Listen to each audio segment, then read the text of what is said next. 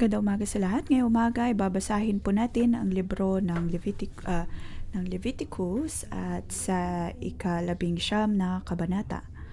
Madalas sa pagbabasa po natin ay atin pong itinatanong kung ano ang kinalaman nito sa atin, lalo na sa libro ng Leviticus. Madalas kung hindi po dahil sa morning devotion ay iniiwasan po natin ang librong ito.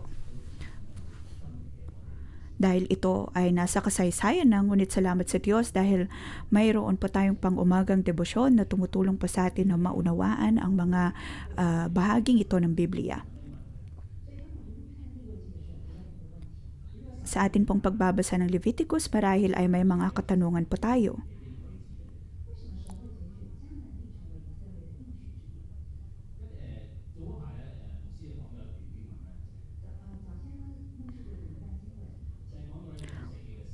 Bakit pinili ng Diyos ang Kanaan bilang lupang pangako? Sa isa po sa mga pagtuturo,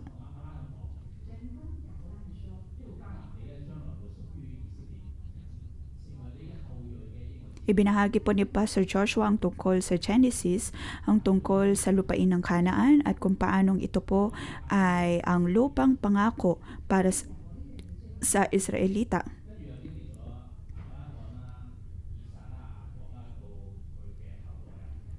At ang kasalanan ng mga Amonita ay hindi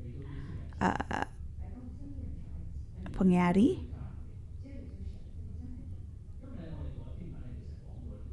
At ginamit ng Panginoon ang Kanaan bilang lupang pangako para sa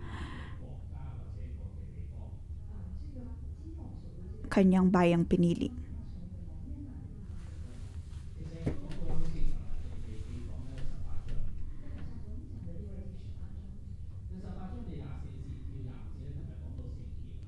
At kahapon din ay nabahagi po ang tungkol sa chapter 18.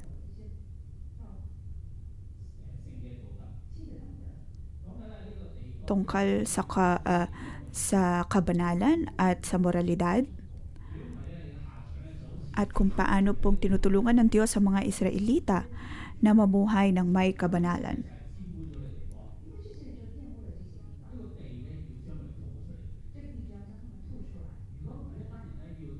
Dahil ang mga tao ay nagkasala sa Panginoon.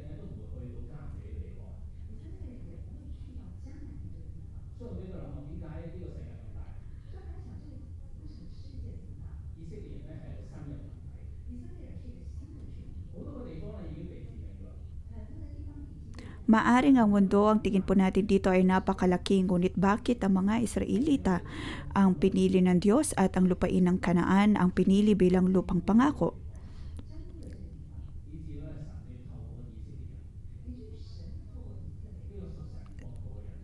Sa pamamagitan ng Diyos at pamamagitan din ng pagpili ng Diyos sa mga Israelita ay mababalik din ang lupain ng Kanaan sa kaharian ng Diyos. Sa atin pong pagbabasa, hindi lamang po natin nakikita ang kasaysayan ng Israel, kundi maging din po tayo ay nabibigyan ng pagkakataon na makabalik sa Kanya.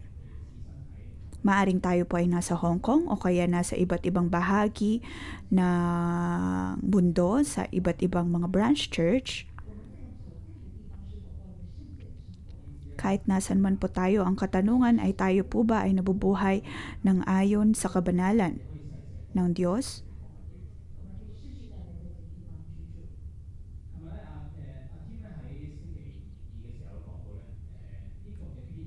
Kahapon ay ibinahagi po ni Tim na ang mga kabanatang sumusunod, lalo na mula 17, ay panibagong simula.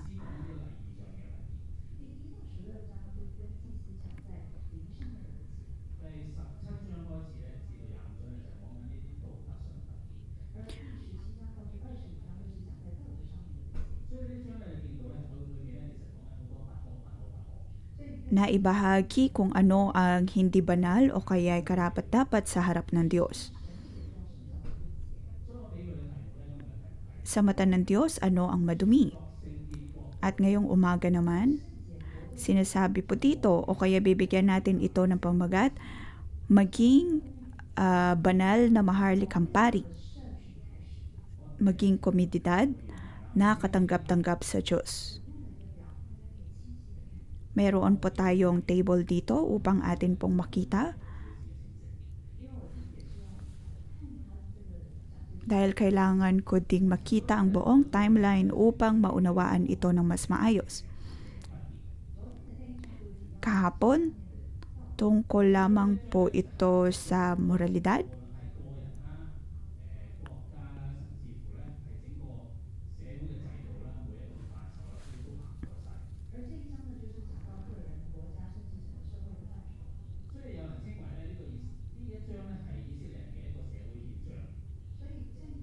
Ngunit ngayon, ito po ay tungkol sa mga komunidad sa iba't ibang mga lugar.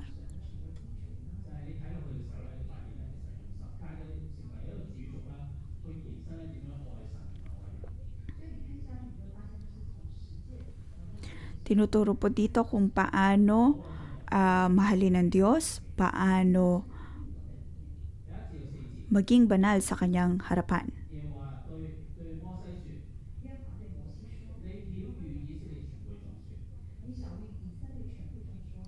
Sa verse 1 to 4, sabi dito, inutusan ng Panginoon si Moses na sabihin nito sa lahat ng mamamayan ng Israel, magpakabanal kayo dahil ako ang Panginoon na inyong Diyos ay banal.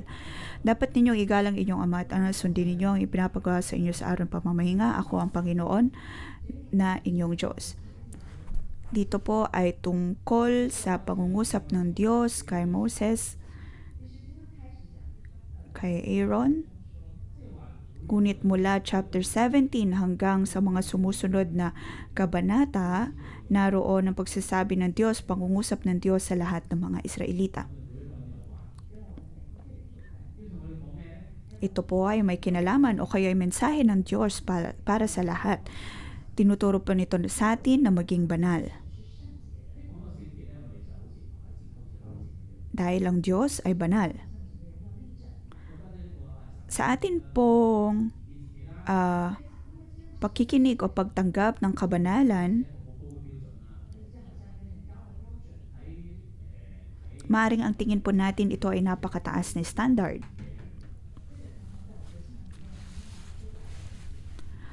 Na sa kahit sa ano bang mga pagkakataon dapat po nating paalalahanan ang ating sarili.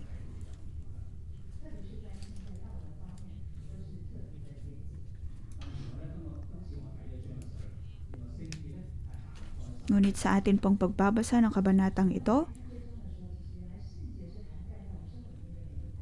akin pong napagtanto na ang kabanalan ay may kinalaman sa iba't ibang aspeto ng atin pong buhay. Verse 3 at 4, dapat ninyong igalang inyong ina at ama, sundin ang ipinapagawa ko sa inyo sa araw ng pamahinga, ako ang Panginoon na inyong Diyos. At sa verse 4, huwag sasamba sa mga Diyos-Diyosan o gagawa ng mga imahen, ako ang Panginoon na inyong Diyos. Sa dalawang bersikulo na ito,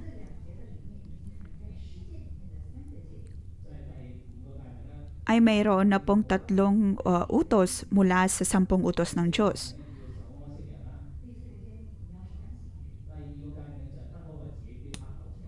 Iyon ay yung paggalang sa ina at ama, ang pagsunod sa araw ng pamamahinga at ang hindi pagsamba sa mga Diyos-Diyosan.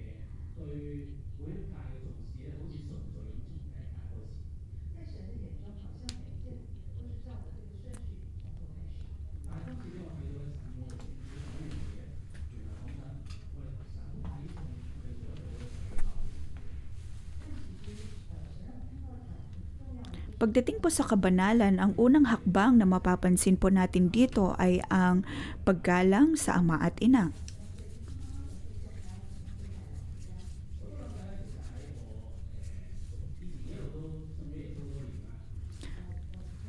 Ako, matagal na po akong nakakakilala sa Diyos. Ngunit pagdating sa paggalang sa aking mga magulang, madalas ay hindi ko sila sinusunod. Lagi akong nagsisimba, Ngunit hindi po ako ang uri ng tao na malapit sa aking ina. Matagal na siyang namayapa, ngunit hindi ko naranasan ang maging tunay na anak sa kanya. Hanggang sa napag-usapan madalas sa atin pong iglesia ang tungkol sa pagsunod sa atin pong mga magulang, lalo na sa 10 utos na ito ng Diyos. Doon ko napagtanto na sa aking buhay, dapat kong naipakita kung paano ako ay biniyaan at patuloy na pinagpapala ng Diyos.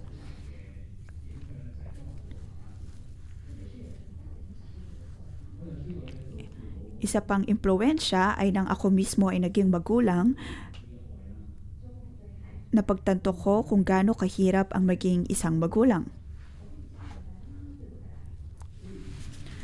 At doon ay mas naunawaan ko kung paanong binamahal din ako ng aking ina. Madalas, noon ay hindi ko ito masabi. Ngunit ngayon ay naghahanap na ako ng pagkakataon na sariwain ang aking mga alaala tungkol sa kanya. Kamakailan lamang ay nakita ko ang aking litrato kasama ang aking ina at sinabi ng aking kapatid na ako bilang bata noon ay gustong-gusto kong tumawa at nagsasabi ng kung ano-anong mga bagay. Ngunit dumating sa punto ng aking buhay na nagsimula akong maging tahimik, hindi na nagsasalita, hindi na tumatawa, at hindi rin tumigil na rin sa pakikipag-usap sa aking ina. Hanggang sa natanggap ko ang mensahe tungkol sa paggalang sa mga magulang. Dito ko nakita na talagang nais ng Diyos na ang bawat isa ay magkaroon ng tamang paggalang sa mga magulang. Ito ang unang-unang utos na naibahagi sa kabanatang ito pagdating sa 10 utos ng Diyos. Verse 1 hanggang 4 ay pinapakita kung paano maging banal sa pamamagitan ng 10 utos. Verse 5 hanggang 8,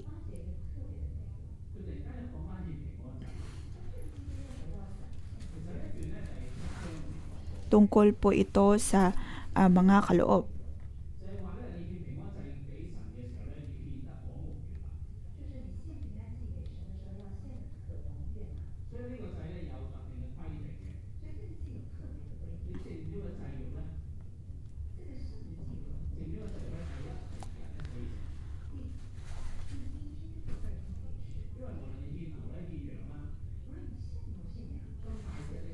Tungkol po ito sa mga handog pangkapayapaan.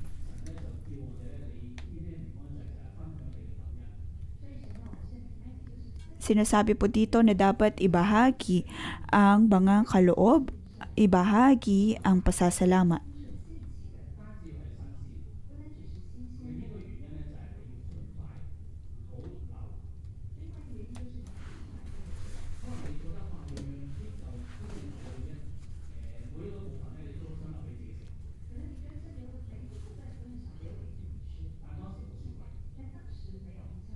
Maaring sa mga handog na ito para sa mga Israelita ay may mga bahagi na gusto lamang nilang kainin, ngunit wala naman po silang ref noong araw, kaya hindi po maaaring magtagal sa kanilang mga tirahan ang mga pagkain na ito at hindi rin po nila maaaring ipagdamot. Dito itinuturo ng Diyos na ang pasasalamat ay dapat na ibahagi sa iba, lalo na sa mga nangangailangan, sa mga hindi nakakakain nito sa kanilang pang-araw-araw na buhay. Ngunit sa 3 araw, dapat po itong sunugin. At kung kakainin pa ito sa 3 araw, hindi na ito tatanggapin dahil ito'y karumal-dumal na.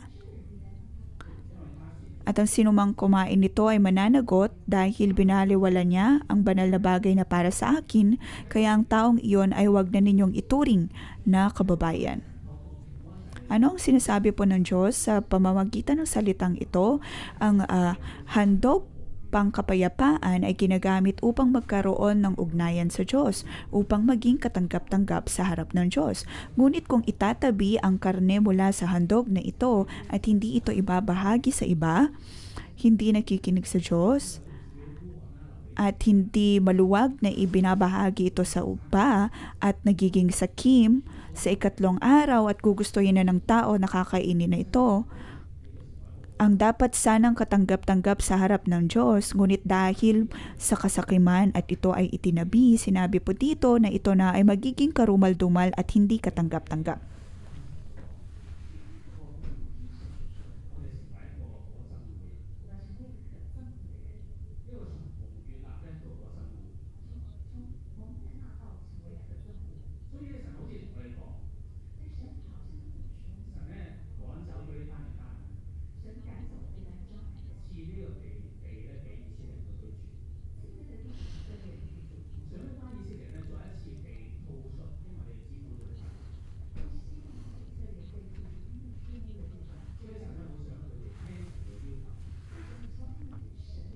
Dito tinutulungan ng Diyos ang kanyang mga Israelita na manumbalik sa kanyang kauutusan at dapat silang maging banal upang maging katanggap-tanggap sa kanya.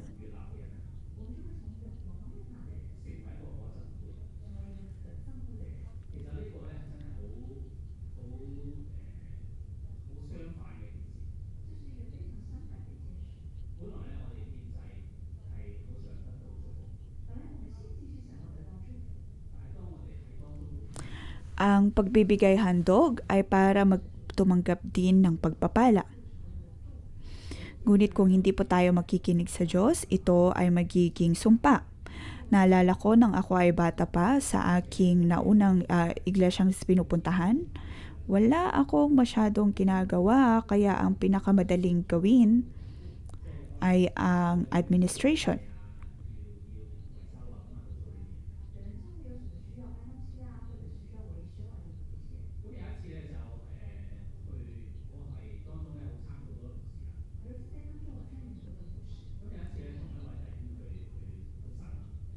Marami akong sinubukan na ministeryo sa iglesia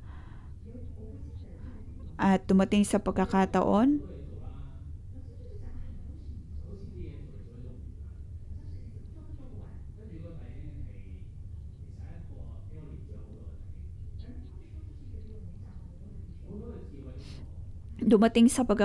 na nagreklamo ako sa iba at sinasabi na wala akong masyadong ginagawa, ngunit pinaalalahanan niya na ako, hindi ba't napakaganda na ikaw ay nabigyan ng ganitong pagkakataon na maglingkod at tumulog sa Diyos.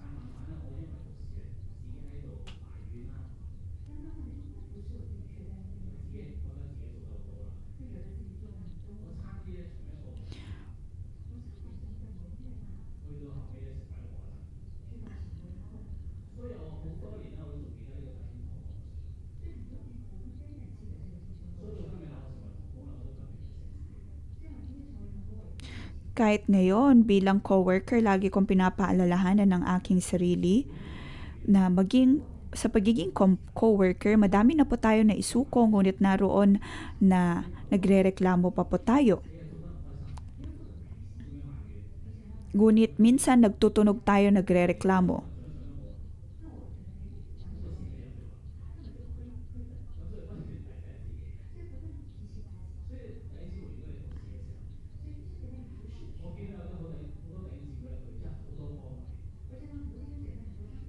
Kung tayo po ay tunay na naglilingkod sa Diyos, nakikita ko ang marami nating kapatiran na marami pong pagkakataon na sila ay naglilingkod sa Diyos.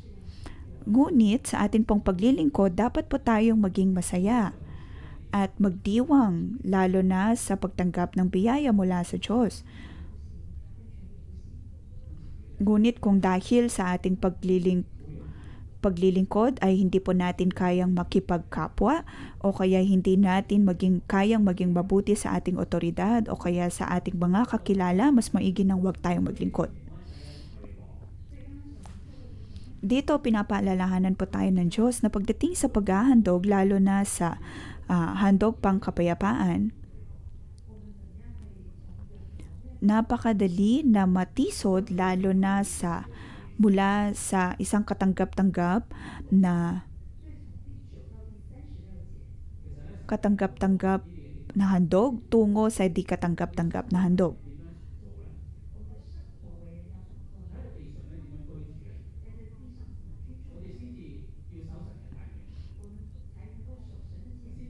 Ngunit dito tinuturuan tayo ng Diyos kung paano po maging patuloy na banal sa Kanya.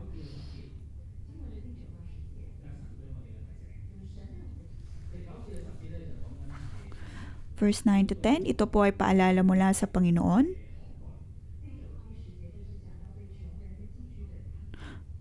Verse 9, pinabahagi po tayo kung paano tayo magiging mapagbigay, lalo na sa may hirap. Kung mag-aani kayo, wag ninyong ubusin ang mga nasa gilid ng inyong bukirin at wag na ninyong balikan para pulutin ang mga natira.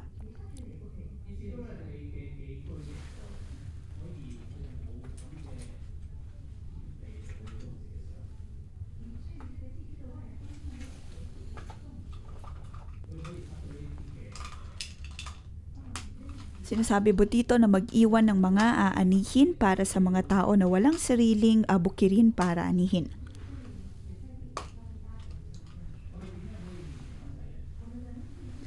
Ang katotohanan ito ay pareho din po sa verse 5 hanggang 8. Paano po tayo magbibigay ng handog pasasalamat sa Diyos? Iyon ay ayon dapat sa mapagpasalamat na puso at mapagbigay na puso. Diyos ang nagbigay po sa atin ng pagpapala at ang nagparanas po sa atin ng kasaganaan. Siya ang dahilan kung bakit marami po tayong ani, kaya marapat lamang na marunong po tayong magbahagi sa iba.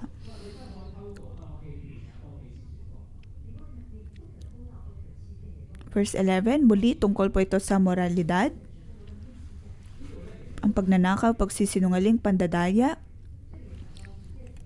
panunumpa ng kasinungalingan. Itinuturo po ng Diyos dito ang 10 utos, ang 4 hanggang 9.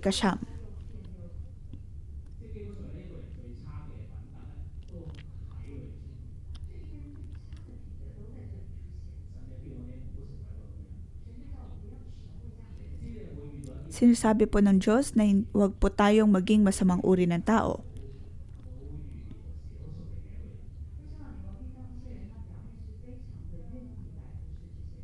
Maaring mayroon na po tayong nakitang uri ng tao na sa panlabas na itsura ay napakabanal nilang tignan, ngunit kung tutuusin ay negatibo ang kanilang personalidad. Naalala ko ang kwento ni Pastor Joshua na mayroon po siyang spiritual leader na sa tingin niya ay kanyang matitingala bilang espiritual na ama. Ngunit dahil ayaw niyang harapin ang kanyang sariling problema, nagsimula siyang magsinungaling at akusahan si Pastor Joshua. Dito sa Biblia, tinuturo po sa atin kung paano po tayo maging mabuting tao, banal na tao. Iyon ay uri ng tao na handang maging hubad sa harap ng Diyos at hindi nagsisinungaling. Dahil ang Diyos ay banal at Diyos ng katotohanan. Sinasabi po dito, ako ang Panginoon inyong Diyos. Ilang beses po itong binanggit sa kabanatang ito. Ito ay pagsasabi ng Diyos sa atin na ang dahilan kung bakit ka nasa lupang ito, ang dahilan kung bakit ka nakaalis sa Ehipto, ang dahilan kung bakit ka makakarating sa lupang pangako dahil nung una ay hindi ka banal. Ngunit dahil ako ang iyong Diyos at ako ay banal na Diyos, ikaw ay aking tinawag bilang aking bayan. Ito ay iyong pagtugon sa aking kabanalan. Sa verse 13 hanggang 14, pinapakita po dito kung paano po natin tatratuhin ang mga mahihirap na komunidad.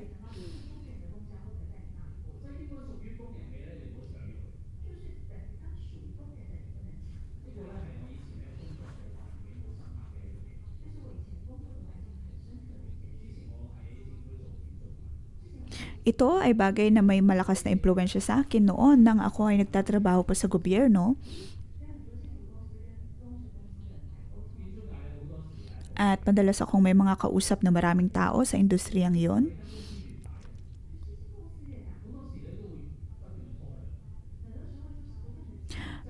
Madalas, ang problema pagdating sa civil engineers,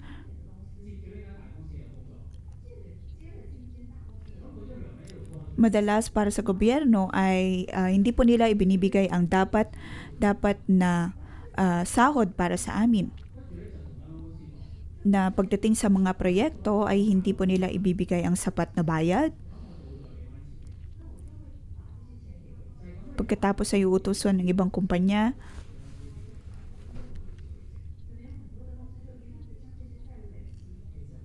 At madaming mga kumpanya ang hindi po ibinibigay ang kanilang pasahod ng tama.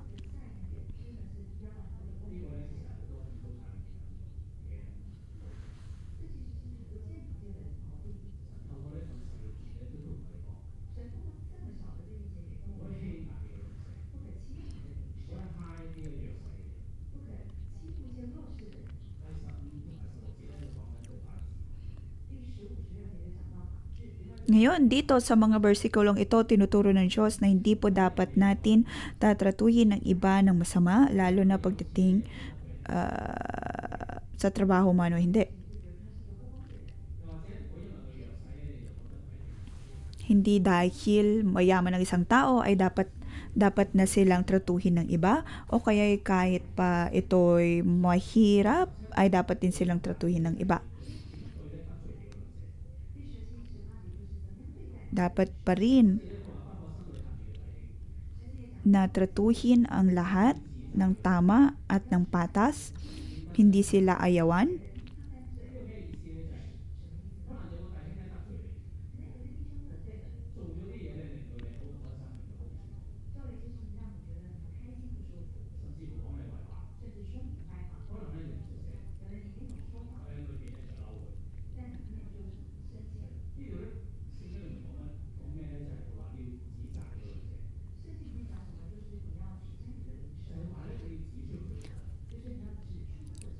Sa isang banda, sinasabi din po ng Biblia na dapat po tayong maging bukas sa pagtatama.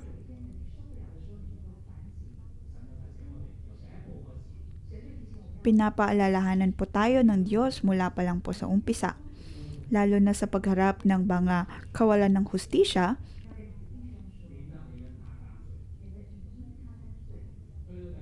Dapat po natin itong sabihin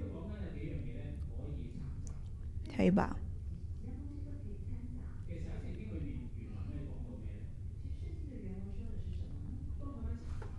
Sa original na teksto, ano pong sinasabi dito?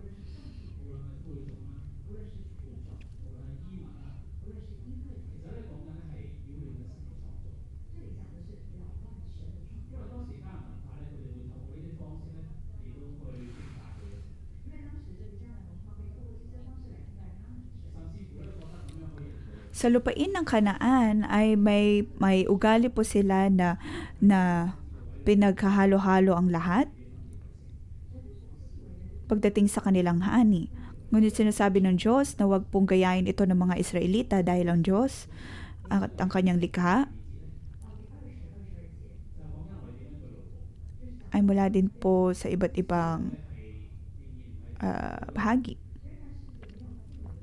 Kahit ang mga alipin ay dapat na tratuhin ng tama,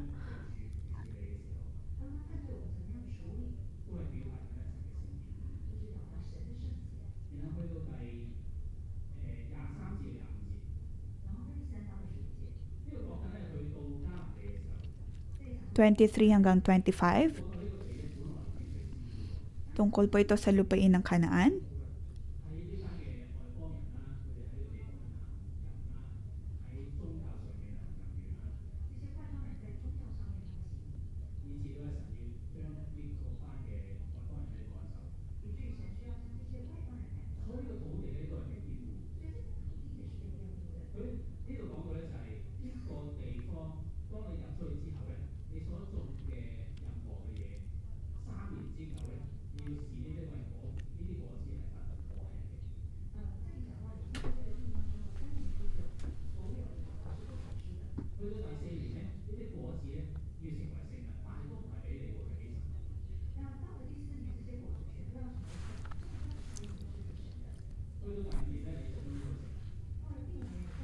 Sa mga sumusunod na bersikulo ay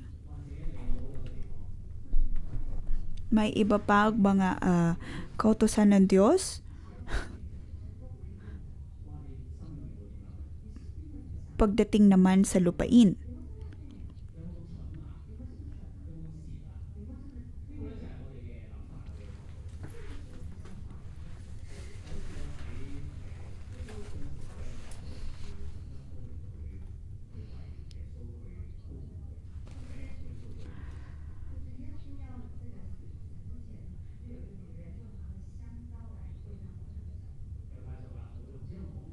Kung ba,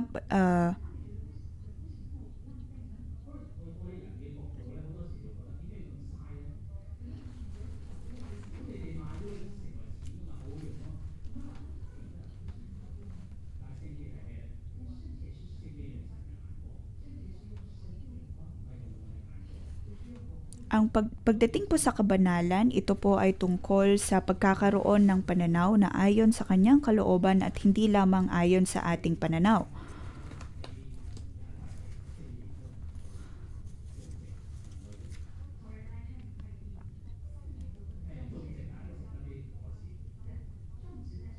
Mayroon pong bersikulo dito na nagsasabi na dapat na ang lupain ay pagpahingahin. Ngunit maaring para sa tao, ito ay hindi mainam na gawain. Ngunit mula po sa perspektibo ng Diyos, ito ang daan tungo sa kasaganaan at tungo sa pagpapala. At Diyos mismo ang magbibigay ng probisyon. Verse 26 hanggang 32,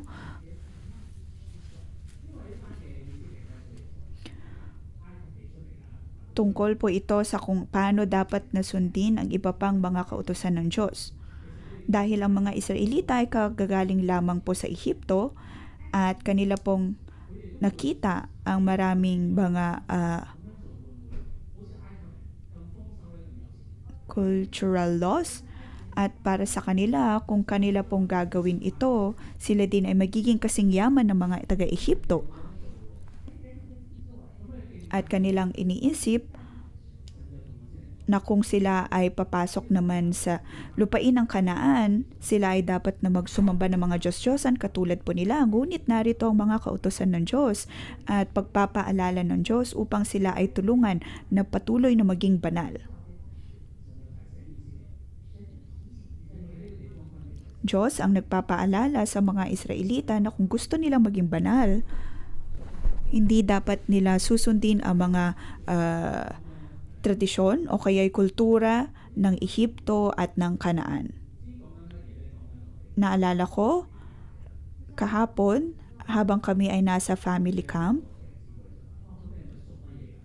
at mayroong isang babae na nagsabi,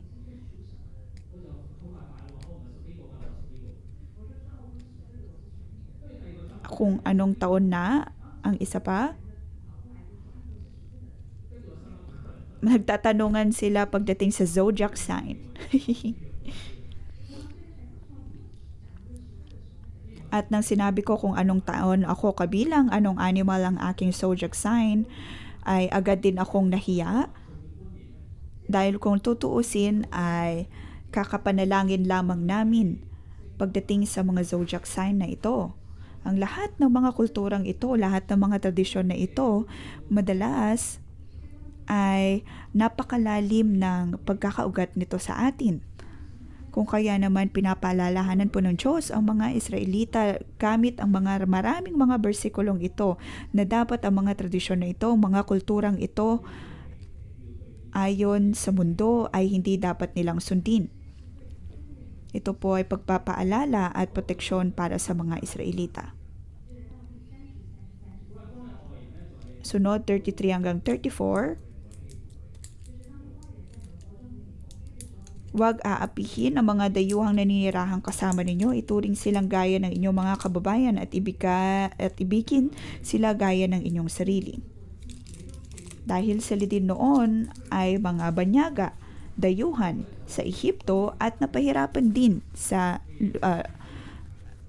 banyagang lugar.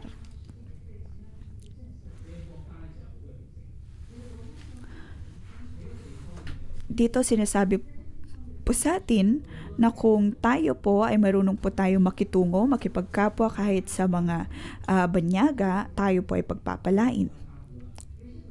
Madalas kung naririnig po natin ang iba't ibang mga bansa, tayo po ay nalulungkot o kaya ay magtutungo sa kanilang mga borders, tayo ay matatakot dahil sa tingin natin hindi tayo protektado sa kanilang mga bansa.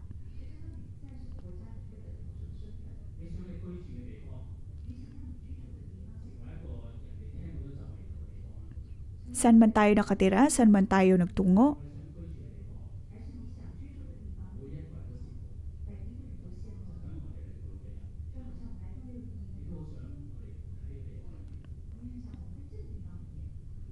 iyon ang ating magiging pagkakakilanlan. Katulad po natin nang tayo ay magtungo sa 611,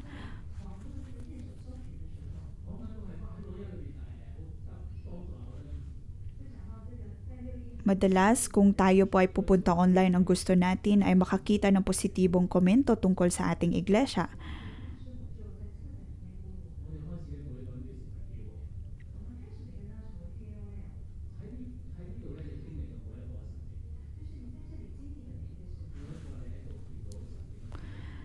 Kaya nga minsan sa curator staff meeting, sinabihan tayo ni Pastor Joshua na maging KOL upang makita ng lahat kung anong uri ng iglesia po tayo.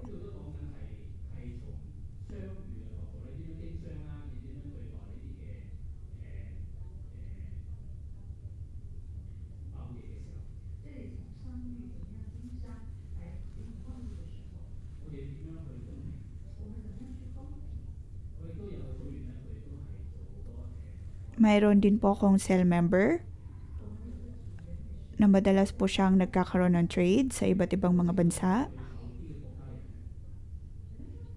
At madalas ay sinasabi niya,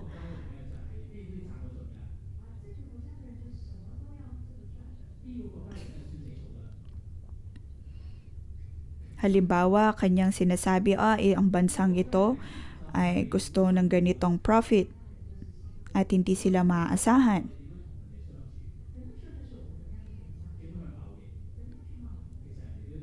At maraming beses, sa pagkikipag-usap sa mga tao sa trading, doon po natin unawaan ang iba.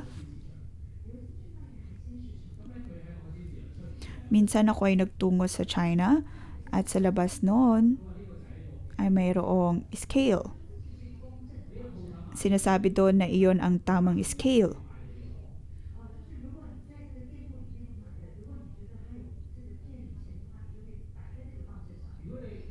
At kung sa tingin mo na ang isang shop ay nagsisinungaling, maaaring gamitin iyon.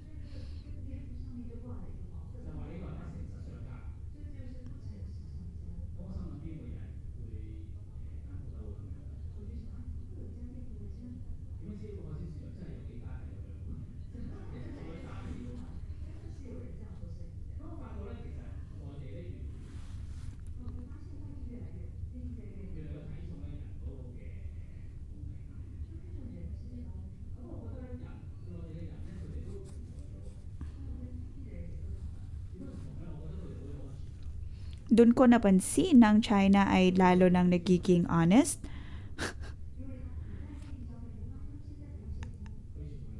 at mayroon silang kumpiyansa.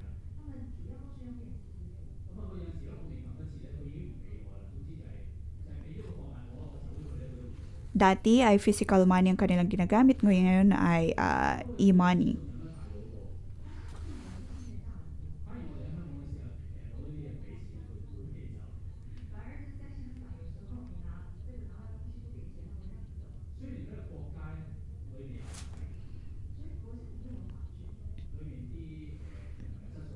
Ngunit kahit ng isang bansa ay mayroong legalization,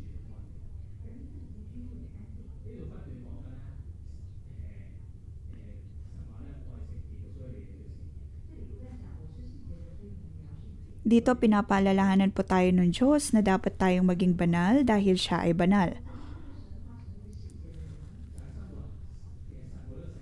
Paano po tayo magiging isang bayan na banal sa harap ng Diyos? Dapat po nating isabuhay ang salita ng Diyos.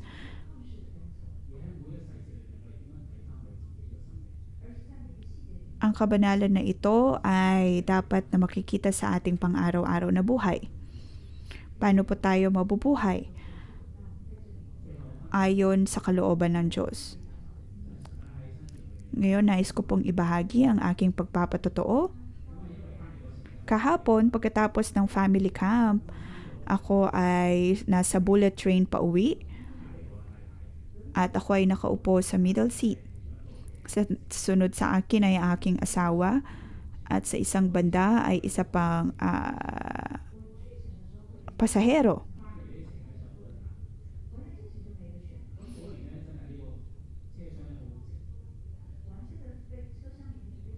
Nung una ay nakasakay po ako sa noise cancelling na kwarto, ngunit sa sumunod na biyahe ay wala po kami nito, kung kaya rinig ko ang ingay ng aming mga katabi.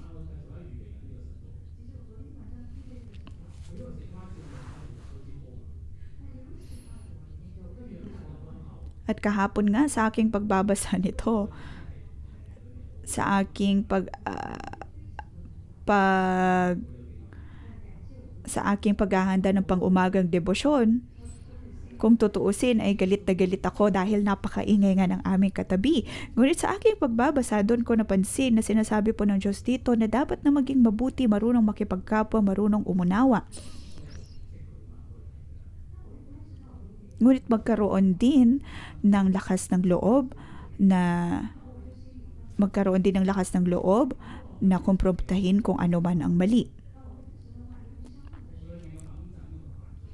At sa aking higit na pag-iisip, aking higit na pag-unawa ng salita ng Diyos ay bumaba din ang aking inis at ang aking galit. Dito, sinasabi po sa atin na sa kahit anumang sitwasyon, kahit anumang haharapin nating sitwasyon sa buhay, kailangan po natin ang salita ng Diyos upang tayo ay maging banal, upang sa bawat aspeto ng ating buhay tayo ay magiging banal at kalugod-lugod at katanggap-tanggap sa harap ng Diyos. Purihin ng Diyos sa kanyang buhay na salita.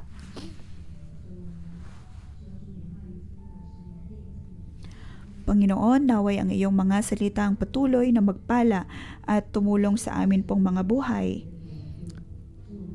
upang ang amin pong mga salita ay maiukit sa aming mga puso.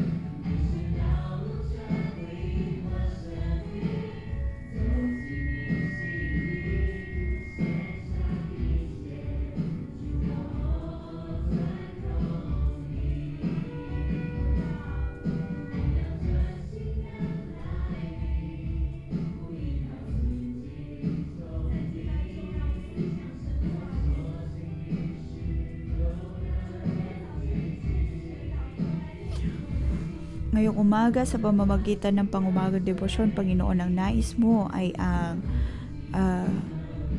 tulungan ng kami at ang amin pong mga puso.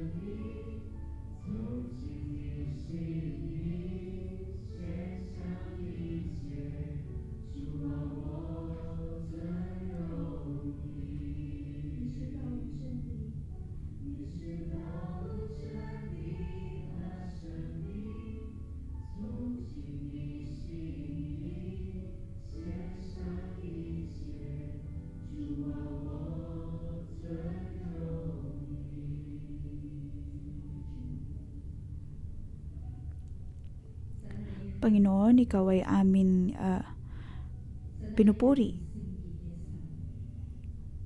Ikaw ang Diyos na banal.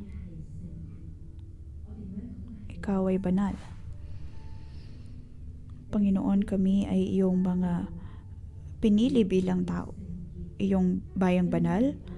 Mga kapatid, sa mga kabanatang ito, sinabi po ng Diyos na siya ay banal.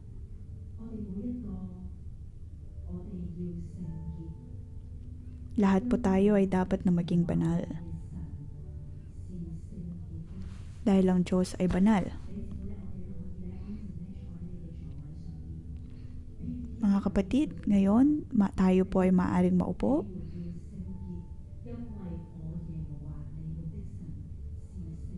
Ang Diyos ay banal.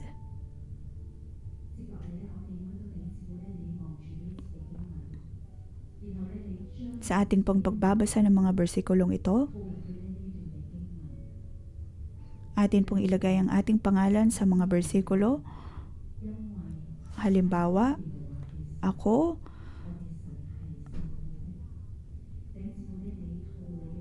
ay dapat na maging banal dahil ang Diyos ay banal.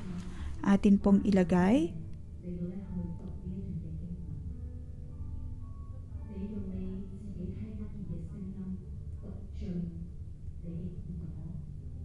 halimbawa, ako si Ruth. Dapat akong magpakabanal dahil ang Diyos, dahil ang Panginoon na aking Diyos ay banal.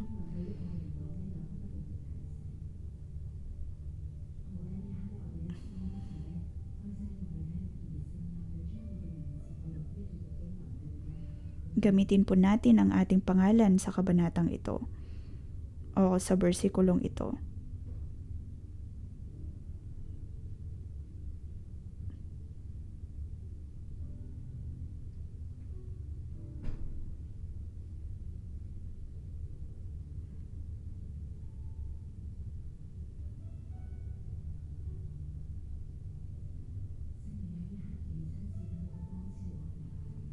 Banal na Espiritu, naway magliwanag ka sa amin pong mga buhay.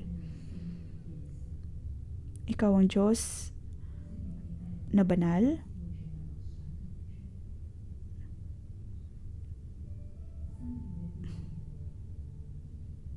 Sa amin pong mga buhay, napakaramin pong mga bahagi.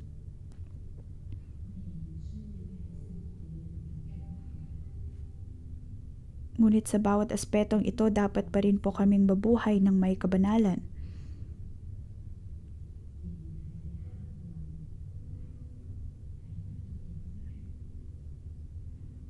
May mga bahagi pa rin po ng aming mga buhay, O Diyos, na nasa kadiliman. Maaring sa amin pong pananalita, kami ay nagsisinungaling pa rin. Sa amin pong mga puso, kami ay nagsisinungaling sa iba. O kaya sa amin pong paglalakad kung saan man, sa pagharap ng mga tao na hindi namin maunawaan, naroon na kami ay nagagalit, naiinis. Panginoon, tulungan mo kami. Magliwanag ka sa amin.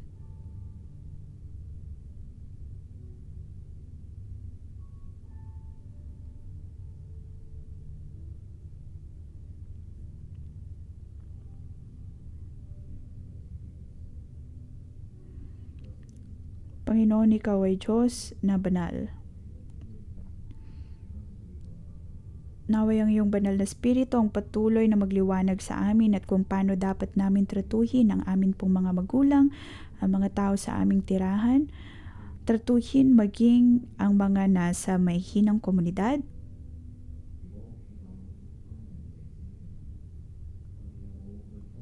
at kung kami ngan po ay may mga katulong sa amin pong mga bahay, na iginigipit namin sila pagdating sa kanilang sahod.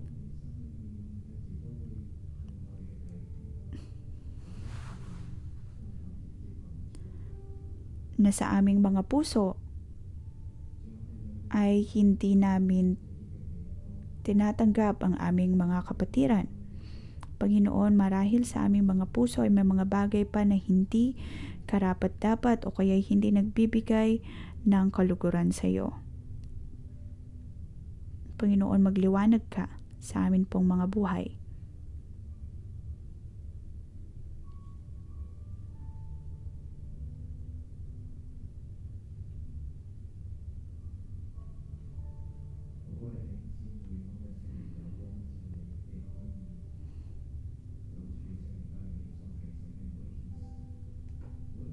Aking mga kapatid, kung sa inyo pong mga puso ay mayroong pinapakita ang Diyos, may mga pag-uudyok ang Diyos, atin pong aminin sa Diyos kung paanong tayo ay hindi nabubuhay ng may kabanalan. Kung paano natin tratuhin ang ating mga magulang, ang ating mga katulong, ang ating mga empleyado, aminin po natin ito sa harap ng Diyos at hingin ang kanyang kapatawaran.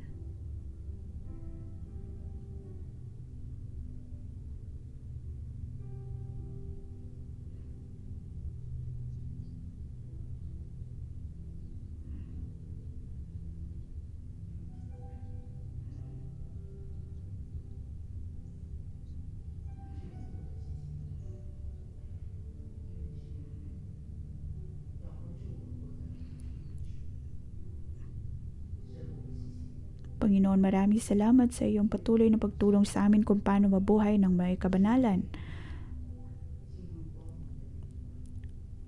Ang iyong banal na espiritu ang tumutulong sa amin upang lumakad sa kabanalan. Panginoon, maraming salamat.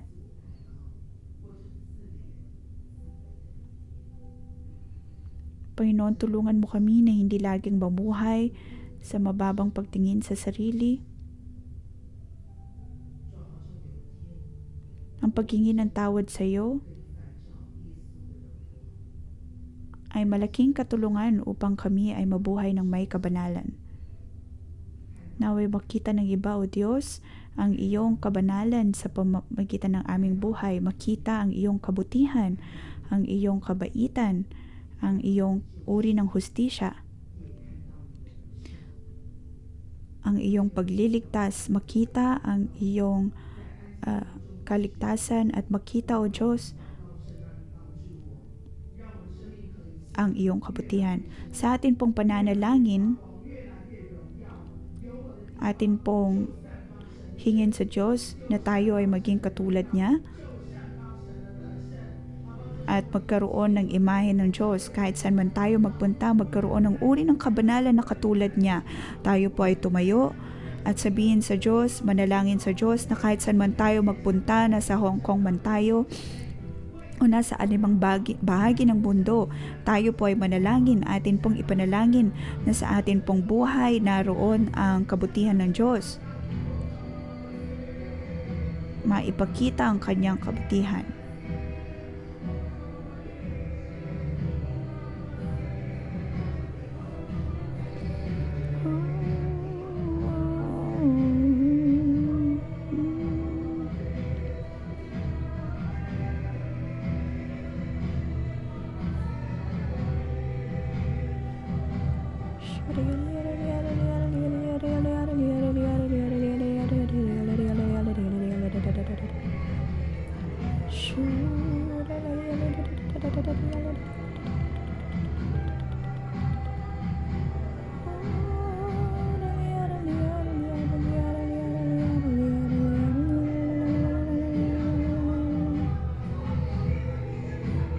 Panginoon, ikaw ang nais namin.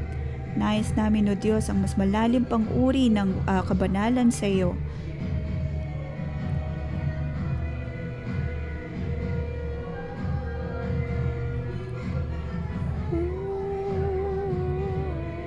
Panginoon, ang bawat kadiliman sa amin po mga puso ay mawawala.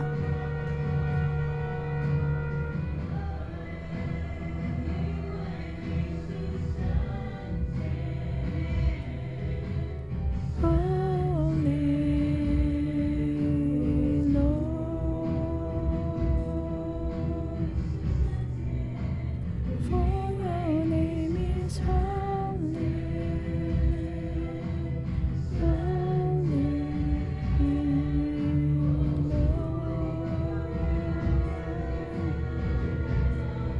Atin pong itaas ang ating mga kamay at tanggapin ng banal na Diyos, tanggapin ng banal na Espiritu sa atin pong mga buhay.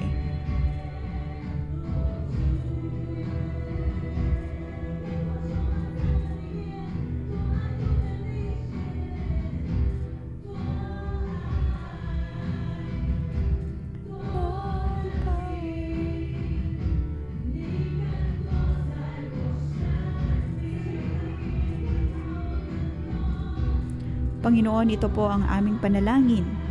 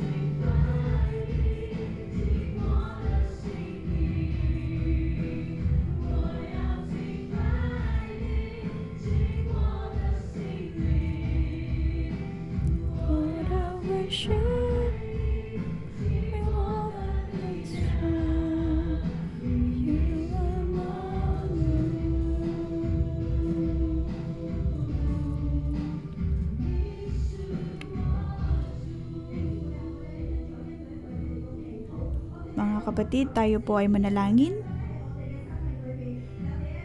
at tayo po ay tumaing sa Diyos, sabihin sa Kanya, Panginoon, Diyos amang nasa langit, Diyos na banal, kami ay dumadaing sa iyo. Ikaw ang Diyos naming lahat. Ikaw ang siyang nagligtas sa amin mula sa Ehipto, mula sa kasalanan, mula sa pagkakaalipin. Ikaw ang Diyos na nagligtas sa amin. At ngayon, O Diyos, ako ay narito sa ngalan ng Panginoong Yesus, aking pinoproklama na kami ay tutugon sa bawat mong kautusan, bawat mong panuntunan. Dahil Diyos, Ikaw ay nais naming purihin, Ikaw ay labis naming bigyan lugod. Mula sa ikalaliman ng amin pong mga puso, Ikaw ay aming pupurihin. Tanggalin mo, O Diyos, ang bawat karumihan sa amin pong mga buhay, sa amin pong mga puso. Panginoon, higit mong ibuhos ang iyong kaluwalhatian sa amin. Panginoon, maraming salamat. Mga kapatid, hindi lamang po tayo dadaing sa Diyos pagdating sa Kanyang kabanalan. Narito din na tinuturuan tayo ng Diyos na magbigay ng handog pang kapayapaan at ibigay ito agad sa Kanya. Kung tayo po ay mga pasasalamat, maaari po natin tong agad na ibahagi sa iba. Atin pong ibahagi sa iba ang atin pong papuri at pasasalamat sa Diyos.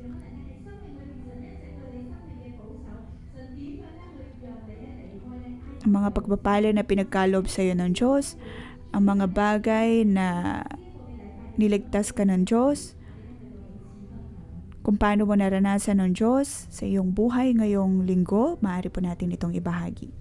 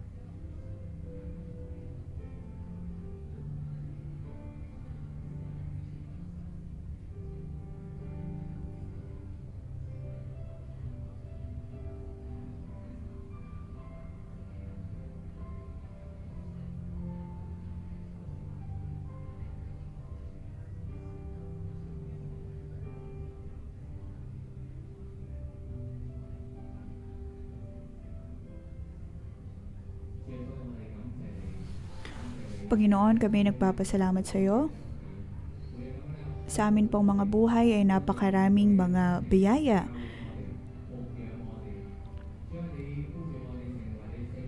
At ayon sa katotohanan, Panginoon, ay tinutulungan mo kami, hinuhulma mo kami upang maging banal na bayan. Panginoon, narito ang aming mga sariwang kaloob sa iyo, ang mga papuri at pasasalamat namin sa iyo.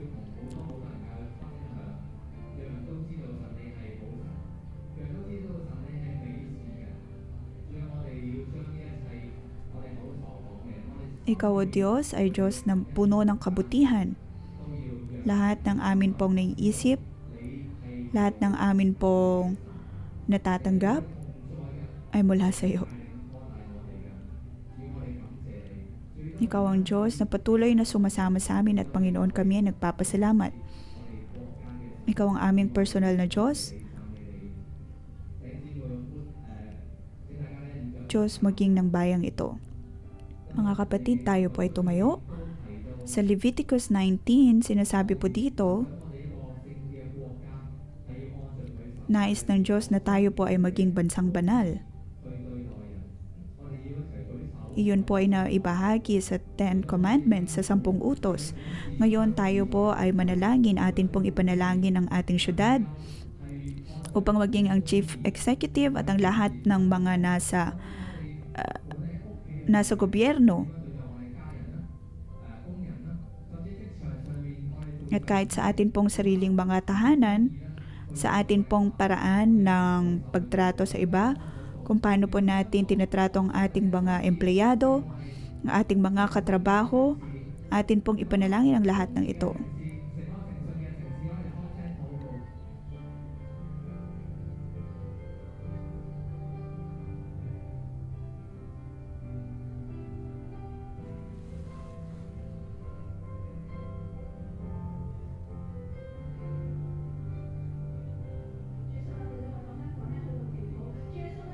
Panginoon, amin pong ipinapanalangin ang Hong Kong. Amin pong pinoproklama na ang Hong Kong ay magiging syudad na iyong nakatanggap-tanggap sa iyo. Magkakaroon ng hustisya kahit po sa legal system. Dahil kami ay tinawag mo, Diyos, upang maging maharlikang pari, upang maging iyong mga lingkod. Panginoon, naway linisin mo ang Hong Kong upang ang lupaing ito ay maging katanggap-tanggap at kalugod-lugod sa iyo.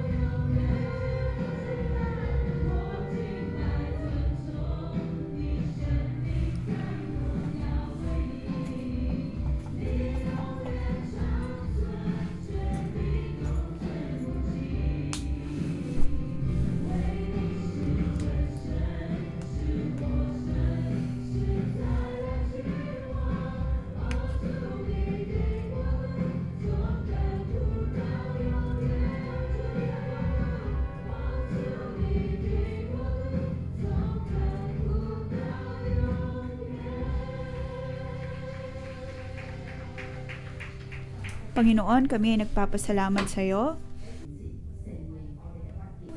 dahil ikaw ay Diyos na dakila, ikaw ay Diyos na banal. Tinawag mo kami, O Diyos, upang maging banal na sisidlan. Panginoon, amin pong pinagpapalang bawat isang narito. Ang nais namin, O Diyos, ay ang kabanalan na nagmumula sa iyo. Narito kaming susundin ang bawat mong pagtuturo, ang bawat mong kautusan. Tulungan mo kami, O Diyos, na mamuhay ayon dito. At naway ang anghel ng Diyos ang patuloy na promotekta sa amin pong mga puso upang kami ay maging banal dahil ang Diyos na aming minamahal ay banal. Kayo ay aking pinagpapala na sa inyo pong mga buhay magkakaroon kayo ng lakas ng loob na humingi ng tawad sa Diyos sa lahat ng kasalanan. Panginoon, protektahan mo ang bawat isa sa amin na sa amin pong mga buhay din ay amin din pong papahalagahan ang bawat pasasalamat sa iyo at maibahagi ito sa iba.